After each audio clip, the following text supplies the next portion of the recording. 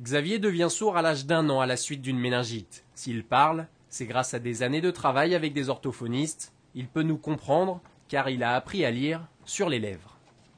Ma famille, mes parents ont bien pris en compte mon handicap, sans pour autant dire il a ça, il n'arrivera pas à le faire parce qu'il est sourd. Non, ils disent il est normal comme un autre. À 14 ans, il claque ses premiers matchs avec les Valides à Amiens.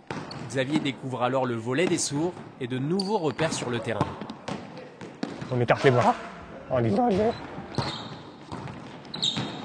on prend les marques avec l'habitude, l'expérience par rapport au filet et à la salle si on la connaît. Au début des années 2000, l'équipe de France est lettre morte. 7 ans plus tard, il décide de la remettre sur pied.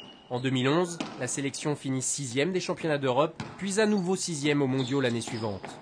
Malgré ses bons résultats, les volleyeurs tricolores ne sont pas médiatisés, mais cela ne dérange pas le Guyancourtois. On a nos propres Jeux Olympiques, c'est les Deaflympiques. Et là, c'est encore moins médiatisé. Mais dans un autre sens, on trouve ça dommage, parce qu'on aimerait que ce soit médiatisé. Mais dans un autre sens, on se dit que c'est notre monde à nous. Salarié de Renault depuis 2005, il travaille actuellement sur les moteurs électriques de la marque. Au Technocentre, Xavier communique grâce à un outil de discussion par webcam, avec l'aide d'un interprète qui retranscrit la discussion en langue des signes. Quand il n'est pas au bureau, il joue en championnat de France des sourds avec le Stade Parisien, club qu'il a lui-même créé. Et Xavier continue d'affronter les Valides au niveau départemental.